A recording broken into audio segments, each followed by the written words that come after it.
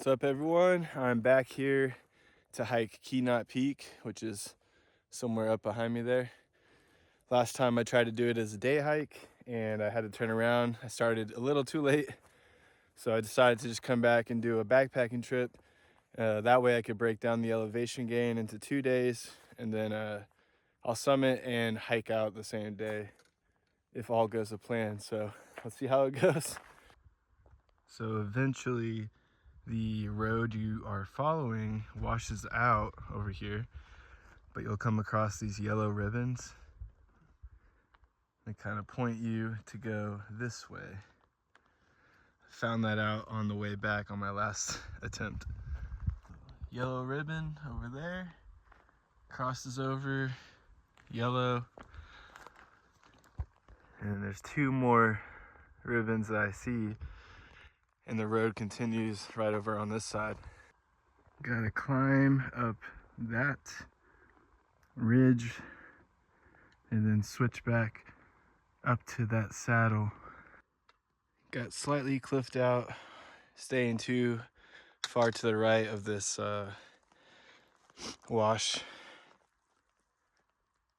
Need to cross over, but luckily there's a trail cairn right there.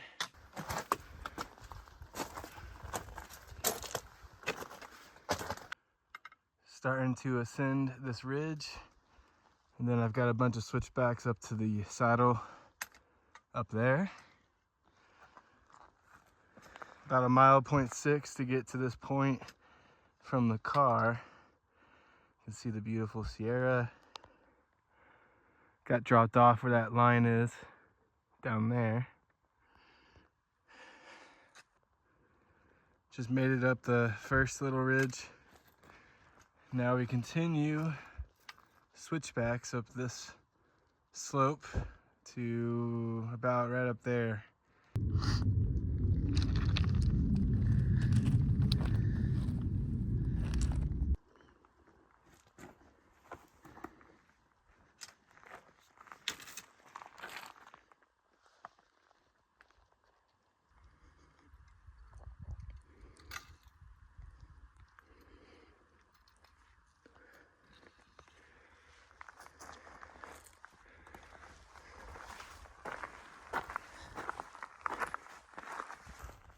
Looks like there's one little campsite right here.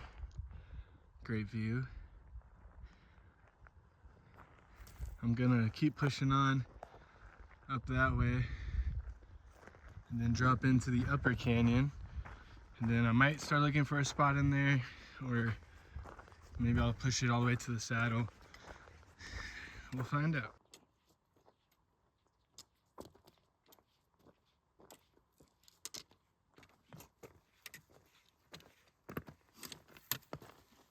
You can see Lone Pine down there, Mount Whitney. Beautiful day. There's Keynot right there. If everything goes to plan, should be on the summit in the morning. All right, I'm at this plateau before you drop in to the canyon over there. There's a few more campsites throughout this area. Still great views all around.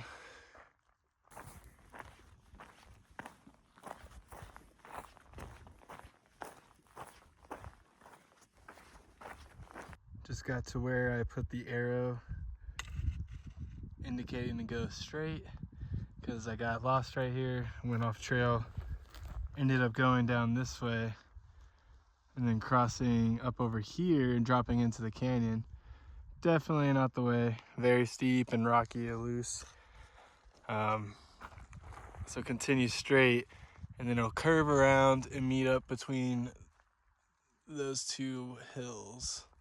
About to drop down into the canyon right here, and it will lead up and around, and I should be able to see Forgotten Pass after that. Last time I got to where the first spring is supposed to be, but it's seasonal, and it ended up being dry. But I decided to turn back there. So we're definitely gonna get past where I was and see how I feel after that. You can see Keynot is getting closer. It's very rugged through this section, overgrown.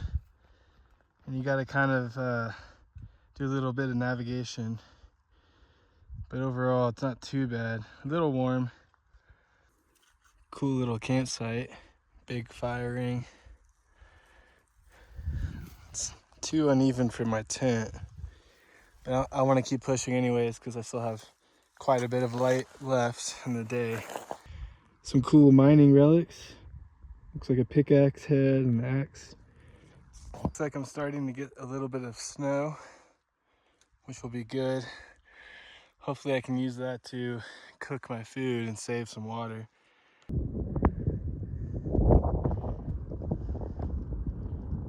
Last little bit up to the Forgotten Pass. Then I'll find camp and eat some dinner. Made it up to Forgotten Pass. That was pretty hard, intense.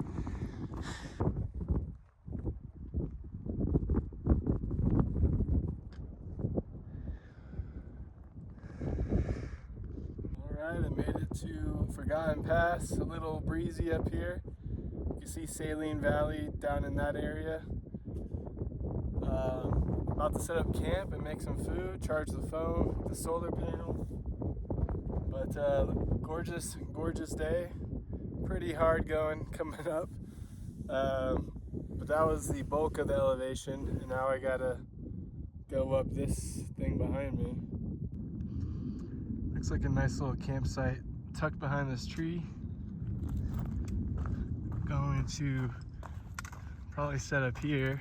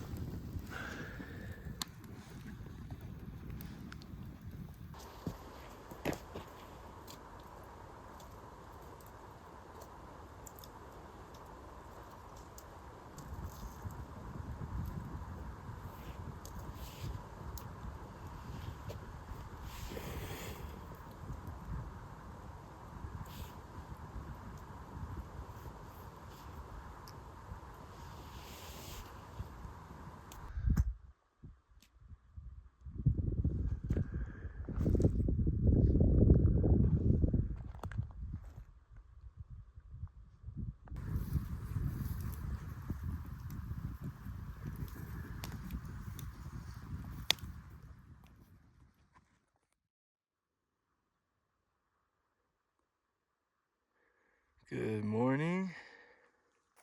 Just had breakfast, some coffee, packed up my summit bag, and now we are heading up the ridge to see what's in store.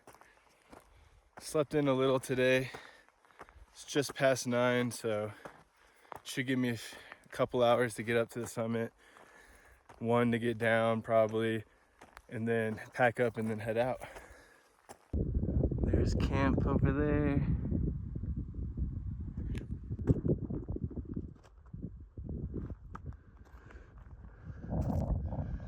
Heading up there. Behind me I've got to get to that notch up there. But yeah, it's a gorgeous day. Not too windy. A little overcast, but that'll probably be nice later on.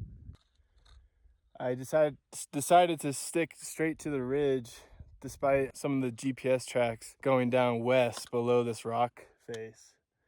It looks like the ridge is pretty easy going. I might have to drop down a little bit.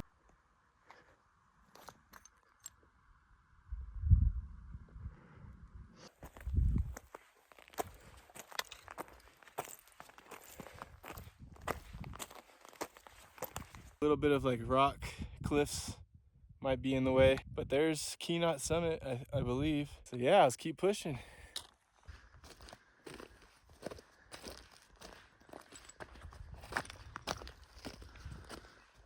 Well, just as I was getting pretty confident, now I see why you're supposed to drop down and stick west, because it just cliffs out into this nasty ridge line. of loose rock, and it's pretty high up off the deck, so it's right there though. Dang it. I guess I'll try and backtrack and see where I should turn off at. But if it takes too long, I might have to turn back and just call it. I'm on the west side of the ridge now. Very loose scree. Probably have to go up, sit close, drop down and go up. Just to give you an idea of the scree you're dealing with going up and down. I think I cut the ridge a little too soon. I thought I was on the same track as the one on Cal Topo, but it looks like I got clipped out again.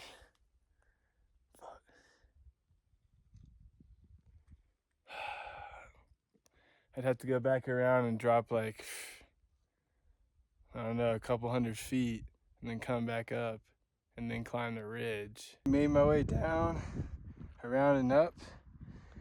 That was some intense scree slogging. Now I think I go down and around, or maybe up and left. So I got up to this ridge here. The tricky thing is you find prints going in different directions. And if you haven't been up here before and you're by yourself, it's kind of hard to discern exactly where to go. So I got clipped out twice. Had to go down, go back up, go down, go back up. And honestly, I don't think I have enough energy to get past the fall summit behind me and then up to Keynot behind that. And my cutoff time is going to be probably 1, maybe 2 at the latest. There's a lot to do to get back. So seeing that it's already like 12:30, just about, drink some water, take a rest, enjoy the view, and then head down, do some scree surfing, and get back to the tent and pack up. Can't wait to get off this scree field. Look at that gnarly terrain.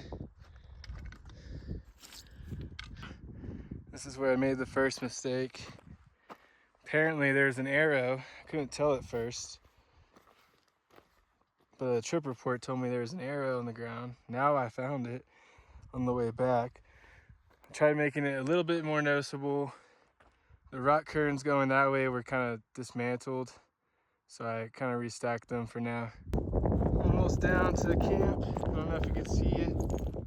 Orange tent down in the tree there. I might make lunch and then pack up and head on out. It's getting pretty overcast. It's starting to get chilly. Wow, look at that. All packed up, ready to head on out. All right, we're packed, ready to go. Goodbye camp. Till next time, let's start the hike out.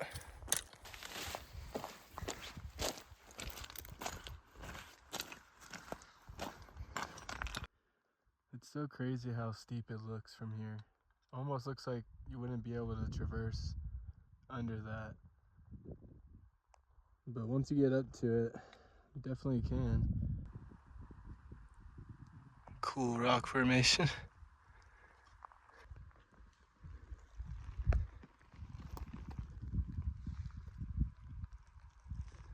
I just came from the pass, dropped all down, all that loose stuff, got to this canyon, the bottom of it, just climbed up here to this little saddle point.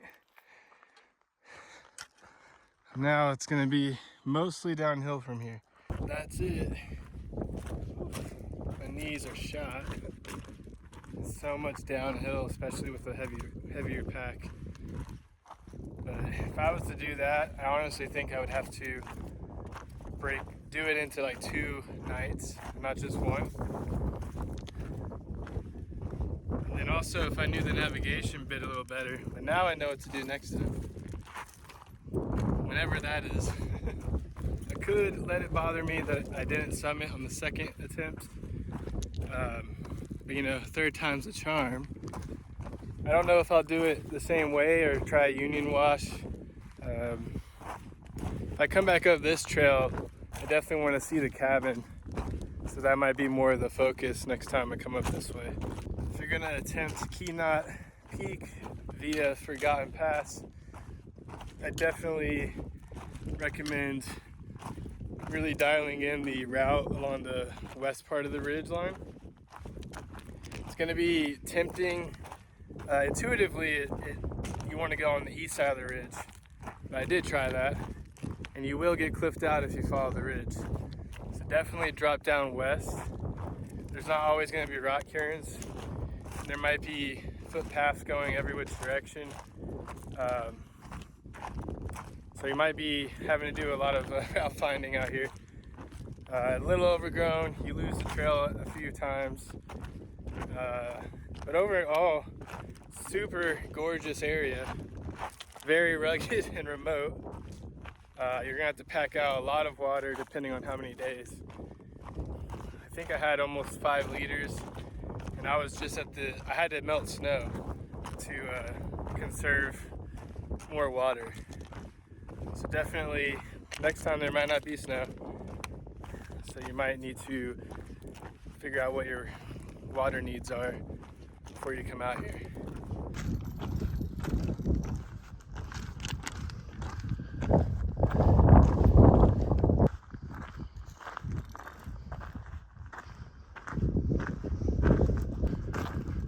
There's the car. Time to go home.